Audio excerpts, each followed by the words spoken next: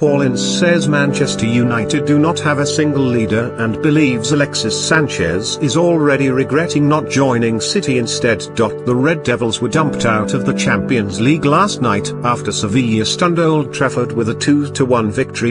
And the negative approach taken by Jose Mourinho, despite spending over £300 million on the likes of Romelu Lukaku, Paul Pogba and Sanchez, was ludicrous, according to United's former midfield gov'. But it was the performance of the players that riled Ince the most, and he insisted it would not have been allowed to happen back in his day at the Theatre of Dreams. The 50-year-old said the entire team need to take a long look at themselves after that performance, as well as the fans and the manager. They thought they could suddenly show up when Sevilla scored, but they didn't. That complacency and lack of desire is the reason they aren't in the quarter-finals of the Champions League. I can also say for a fact that if me, Brian Robson or Roy Keane were on that pitch and the game had started like that, it would be a different story. There's not one leader in that entire United team. Not one player who can get a grip of the game, organize the players and make a difference. In fact, I didn't see any player take another to one side and say this isn't good enough, we need to get a grip.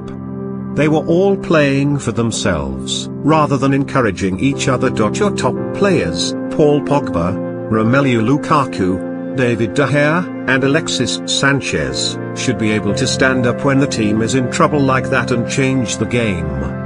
None of them were capable, and I believe that says a lot. A lot of criticism has also been directed at Sanchez since his arrival from Arsenal in a swap deal for Henrikh Mkhitaryan in January. The Chilean had looked set to join neighbours Man City at the end of the season before United swooped to offer him a much more lucrative package and bring him to the red half of town.